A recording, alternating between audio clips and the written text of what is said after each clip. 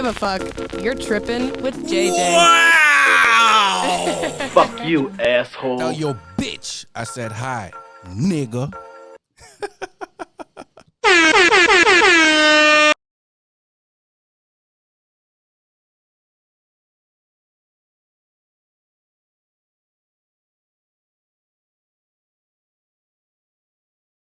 Why women stay in relationship to satisfy themselves, their self-esteem, their ego. Why the fuck they doing it? Like The same reason men do, JJ. Exactly what you said. Ego. They self-esteem. At the end of the day, if you don't know you and you're not right with you, you'll accept bullshit from anywhere else. now, when you find somebody else to treat you better while you still in, let's say you still in that relationship, you find somebody else to treat you better. You know this nigga got you. Like, yo, I pay all your bills, nigga. Like, I take you shopping. Like, it's nothing. You feel me? Mm-hmm. Why the fuck you staying with the nigga that ain't doing shit for you but giving you fucking anxiety and depression, my nigga? See, you answered the question, but then you asked the same question that you just answered. I want you to motherfucking. I know what the fuck I'm saying. I want your motherfucking perspective. JJ, I think it's self-esteem when it comes down to it. If you have, and I don't want to get too with the juju, but like if you have a spiritual problem with you gonna accept something bad and you're gonna deny something good, even if that person isn't doing nothing wrong. He paying bills. He making sure that he actually show up when he say he gonna show up on time. He's considerate. He's somebody that you're feeling like this, that, and the third. You still gonna self-sabotage that shit because you have your own spiritual issues. I feel you.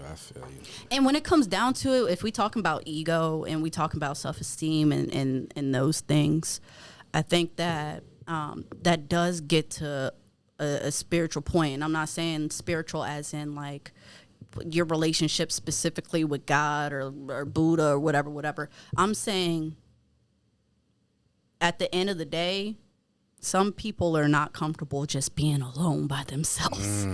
And some people can't handle who they are. They don't know who they are.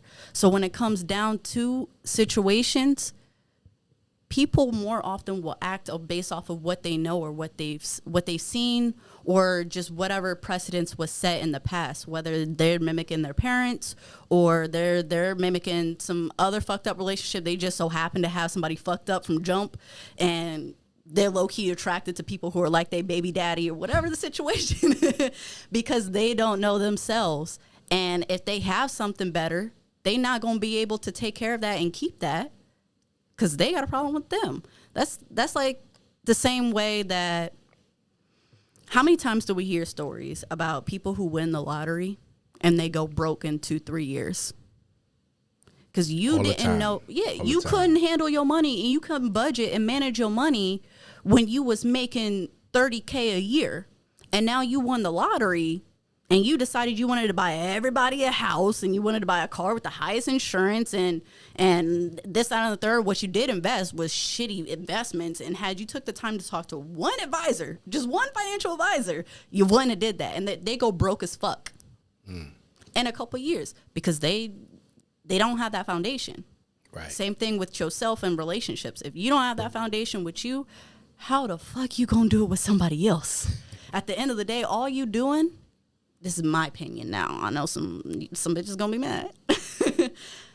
At the end of the day, there's a lot of women like that you just described that are out here creating men who fuck with women's minds. The bullshit niggas that go out here and every day they on their future shit and like these hoes for the streets and da-da-da-da.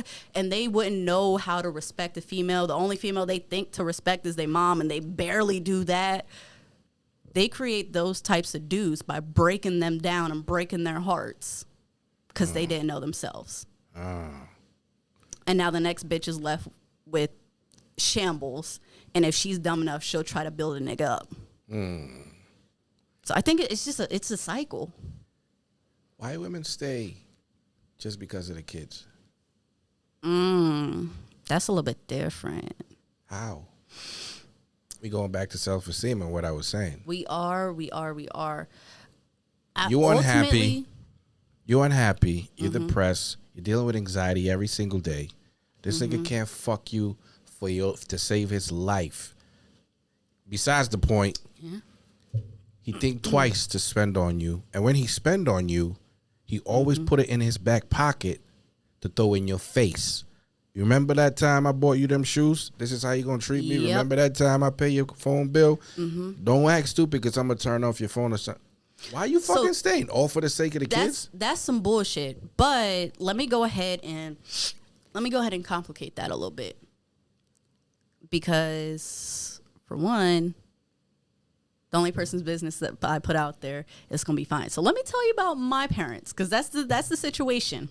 All right. Oh, really? Yeah, but not as much. Gotcha. So growing up, my parents, they were going to get a divorce when I was still a toddler. They didn't actually divorce until I was 14, damn near. All for the sake of the baby. Both my brother and myself. So growing up, we saw their dysfunctional as marriage. We saw that, daddy stepped out every chance he could. We saw that they would argue, this, that, and the third.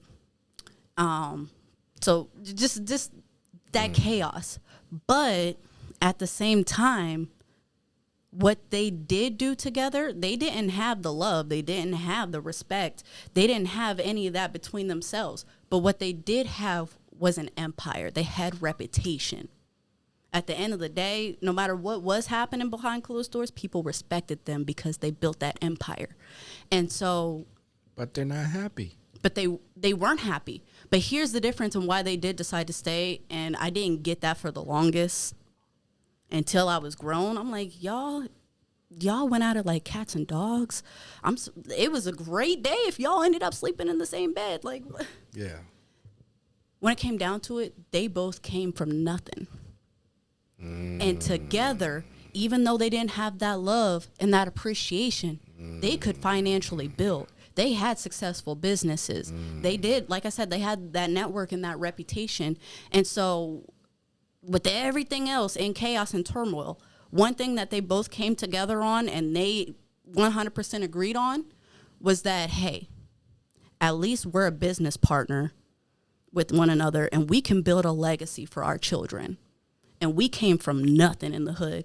And because of what we're able to build when we do put our minds together, they were able to give me things that they never dreamed of as a kid.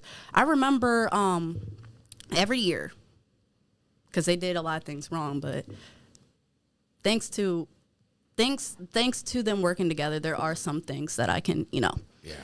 I remember every year they would, for the whole church, the neighborhood, anybody that want to come by, they would throw this big party called Kids Fun Day. And so I thought that it was normal that your house had a couple floors. I thought it was normal that you had a big backyard and you had a couple motor toys to play with. I thought it was normal that you had a pool. I thought it was normal that you had a jungle gym and a sandbox and a basketball court. Not at all. Thought, you know what I mean? And so to be able to see that difference, so they would go to our church and they say, you know what? If you got kids, if you know somebody that got kids, if you know a mama that's tired, whatever the situation is, bring them over for the day. It'll be us at the house. It'll be safe. The kids can hang out. They can have fun. They'll swim. They got basketball. They got volleyball. They got the jacuzzi. We'll let them get in. They would take everything out the bar and have kids drinks at the bar. They movies, this, that, and third. A whole day for it. And those are things that did over time help keep me humble, because just to see, first off, how the community responded to that. There was never a year where there was less than 150 people, 200 people at that party. Just to show up and to have one day where it was a normal life for me, but for somebody else who doesn't have that, it was like, damn. So regardless of circumstances in a relationship, you should sacrifice and stay together for the child, for the sake of the child? Not in every situation. I'm just saying with them, I understand why they did. Gotcha. Because it strides further. I'm talking generations of differences, and you know how it is when you have family and they just be in that trap and they be in the same shit, and it just they cool waking up at noon, and then they go get their little eighth and they'll smoke, and that's their goal for the day. Right. And to go from that to being able to do for your kids, some people, that's what they mean when they say put their kids first. Now, ultimately, I think that it was best that my parents divorced, to me, but I do know that there are some opportunities that I did not have after they divorced that I would have had if they stayed together, and that was their goal. So you kind of paid the price. Ultimately, I think that it was more beneficial. I think that would I have loved the opportunities and the legacy that they had for me had they stayed together? Yeah. Yeah, it would have saved me from a lot of bullshit in my life. You condone divorce? Absolutely. Why? Because at the end of the day, marriage is a contract. Is it? To me, marriage is a contract. Please explain that. What do you mean marriage is a contract? You got it in black and white, all of these obligations, all of these legal terms. Okay, is that what you're saying with the contract? Yes. Or you mean? So let me answer that by finishing my last point. I said all that to say, I think that the benefit of them divorcing for me was better than the opportunity that I missed. And I think that that's when divorce is sometimes necessary. Wow. I think, and that's nothing but my mama raising me right. When you go into marriage, I think that a lot of people are divorcing these days early because they get married for love. And that's fine and dandy and all, but there's got to be something else that happens besides you realizing that you're in love with them and they're in love with you. Like, love is not going to pay the bills. Love is not paying the mortgage. So you need to figure out before you get into a marriage with somebody, so what happens if, God forbid, there's an accident? Do you believe in extraordinary measures? Oh, you don't? Well, I'm not going to lose my husband for what? What if you were only in that coma for a week and you make me immediately pull the plug, or you have a DNR and now you leave me with your 3 kids? I just had your twin. You know what I mean? So certain situations, marriage is a contract. You need to know who you're building with before you go into it. And the reality is that a lot of people don't do that, or people change. And that's just life. Well, and if people change and they're not fulfilling that contract anymore, you need to get out so you're not that bitch that you were mentioning earlier, that she's got these goals and dreams and he's okay on the couch. There's something bigger than a contract in a marriage. What you mean?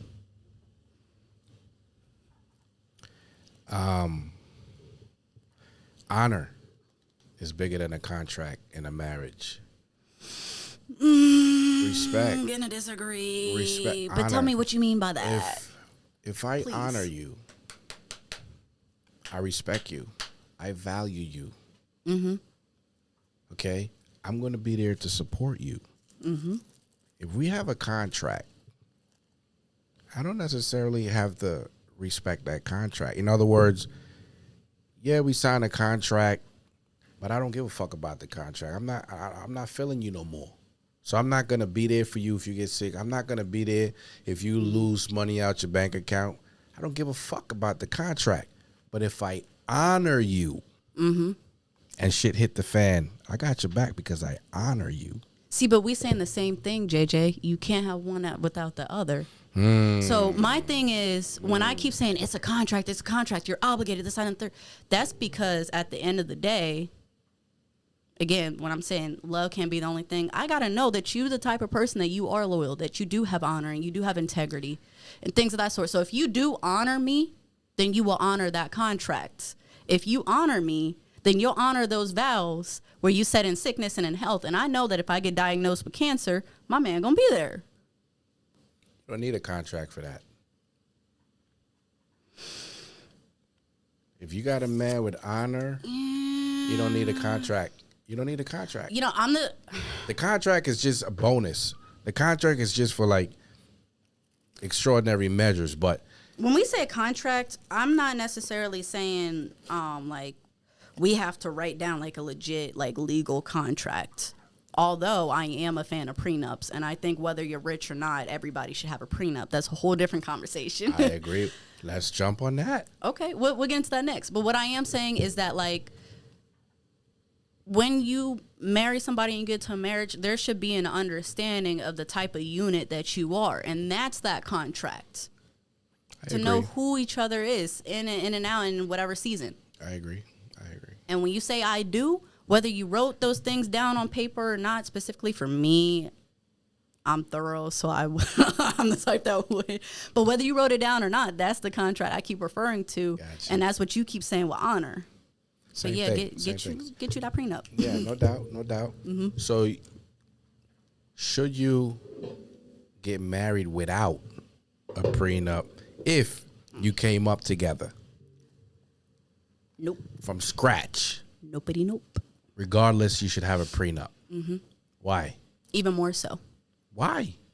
Because even if you build everything that me and you build everything together. Mm-hmm.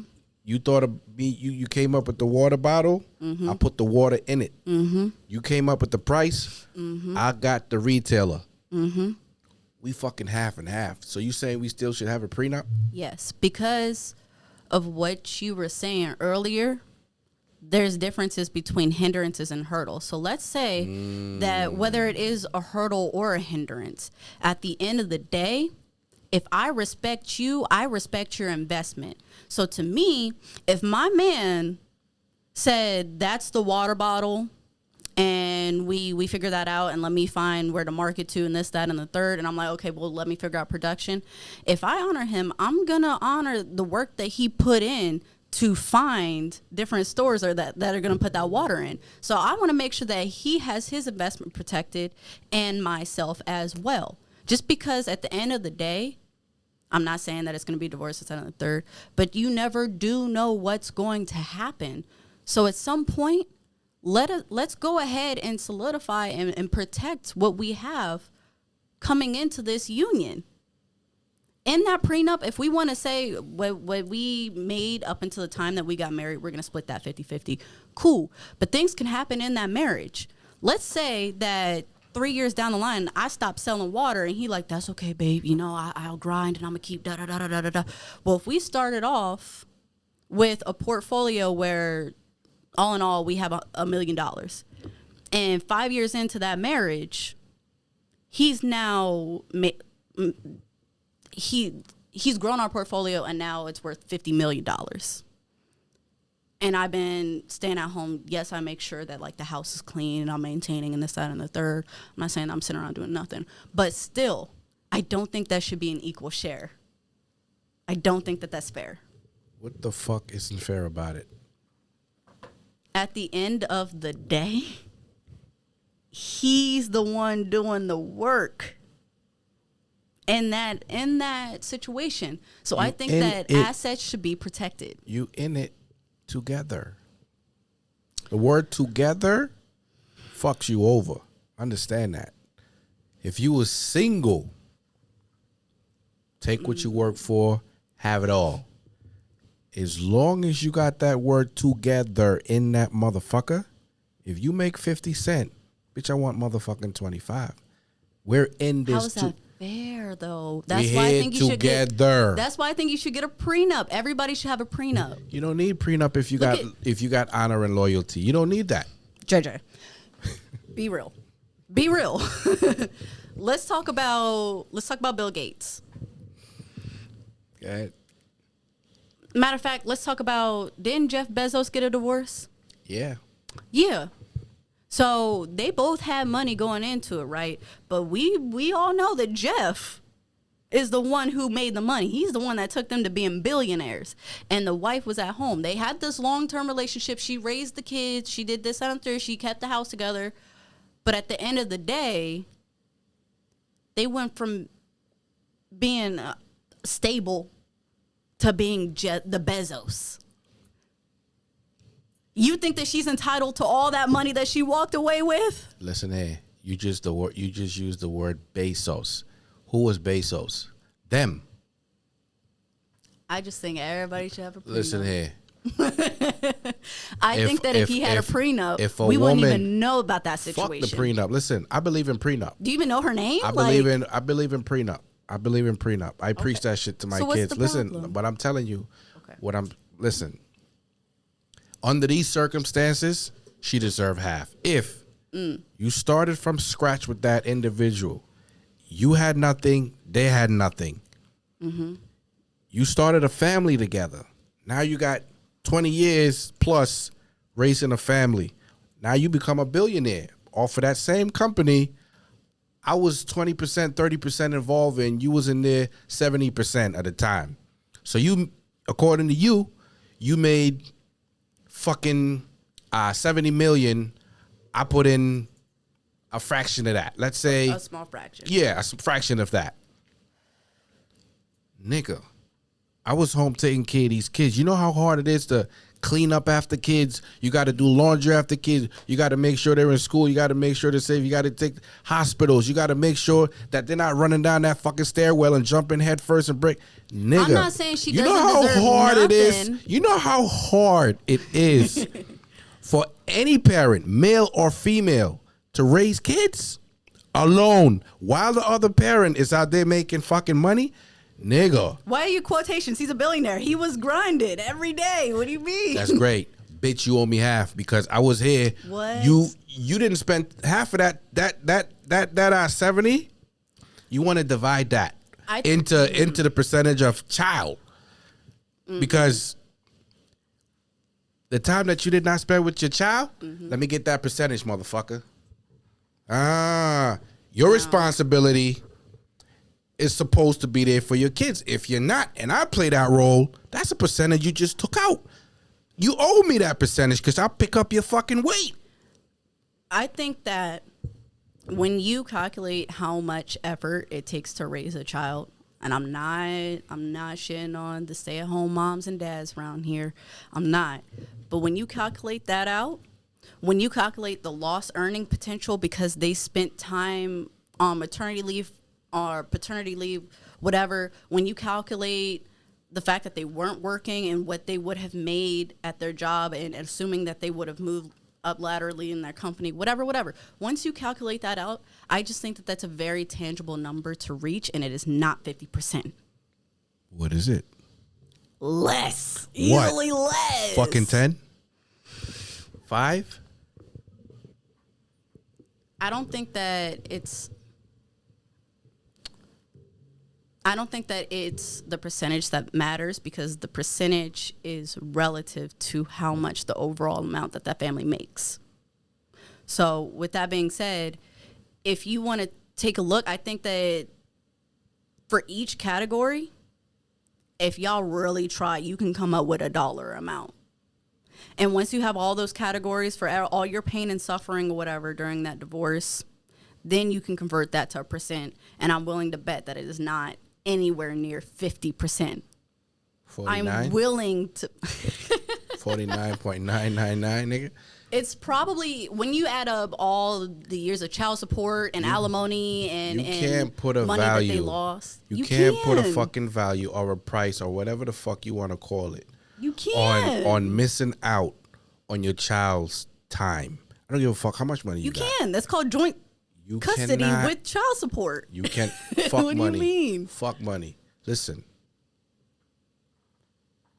Time overrides money. Any day.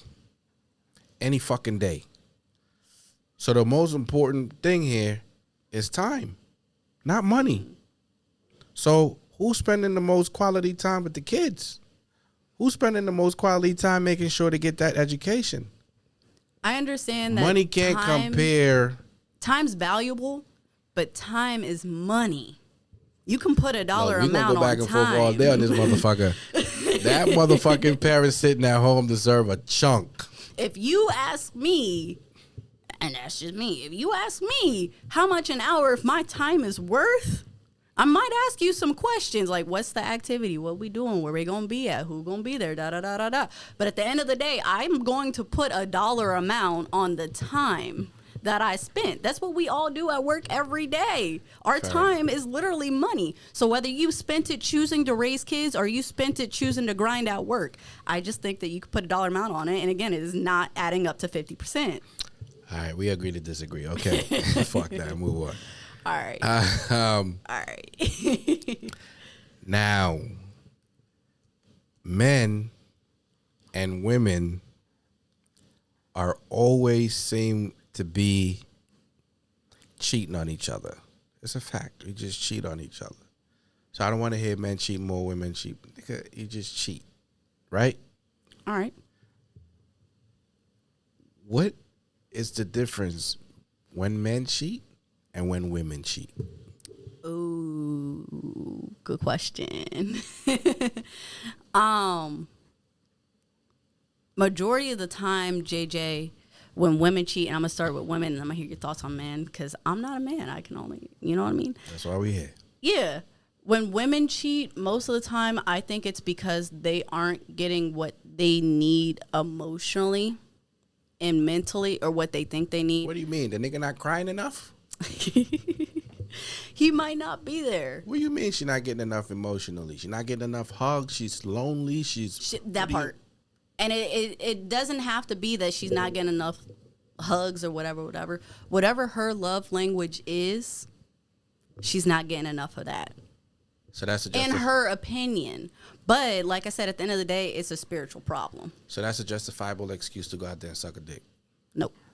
I don't ever think there's a reason to cheat. At the end of the day, if you cheat, you trash. Difference? What is the fucking difference in women cheating and men cheating? What's the difference from a woman perspective? So from my perspective, that's what I think for a woman is because she's feeling like there's something that I'm missing that I'm not getting on a day-to-day, and I'm looking over time and I'm realizing that I done lost time, which you were just saying how precious it is. And so they're like, well, fuck. Maybe if I can get this Band-Aid over this gunshot wound, maybe that'll help. Just fucking leave. And I do think that women should do that. And at the end of the day, let me not say Band-Aid over a gunshot, because women, we think about shit when we do it. They don't wrong with that shit. Yeah. So, like, at the end of the day, when women cheat, I think that we get to the point to where mentally we're out because we're not getting what we need. But we slowly got to build something else. We're not going to leave what we have until we have something else built. So I think that that's why women will cheat, because they're looking and they're building their next move. All the while dude at home thinking everything cool because he got a hot plate. But she done checked out. She not putting money in their joint account anymore. Like, she's spending it on somebody else. So I think that, yeah. So at the end of the day, I think that she feels like she's missing something. He's not there. He's checked out. And every day that she's slowly moving things to different accounts and she's preparing for her future and he's not noticing it and he thinks shit's sweet, that's in her head and in women's heads and in our minds. All the more that's like, oh, this nigga really did check out. Like, he didn't notice that I haven't paid not one bill. He didn't notice that these credit card statements are looking different, and he didn't notice that I didn't renew our lease. He didn't notice none of this. Okay. And that's why I'm done. So that's why I think women cheat. I think that men, on the other hand, I think men just want variety most of the time, to be honest. Like the rainbow. Like the rainbow. I think most of the time men... Taste of Skittles. They want some Skittles. They might want some tropical too. You know what I'm saying? Men just, I think most of the time when they cheat, I don't think that it's maliciously. And I don't think that they're necessarily done. I think that they just want something different for the time being. I think that it's more simple for men. They're like, well, I'm not getting what I need here, so let me just go over here right quick, and then I'll be home by dinner. So how do you hold women accountable when they cheat as opposed to when men cheat? How do you hold them both accountable? What's the process? They both trash. So They both deserve to get shot on in their next relationship. What do you mean? They both deserve to get shot on. Both ways. Okay. JJ, what do you think it's different for when a woman cheats and what she deserves, what her karma should be versus a man? Yeah. Do you think it depends on the situation, or is it just different because he's a man and she's a woman? Well, women cheat emotionally, and men just cheat because they want to fuck.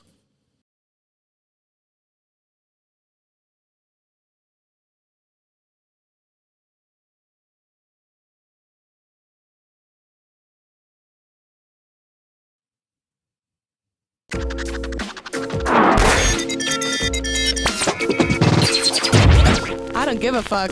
You're tripping with JJ. Wow! Fuck you, asshole. Tell your bitch I said hi, nigga.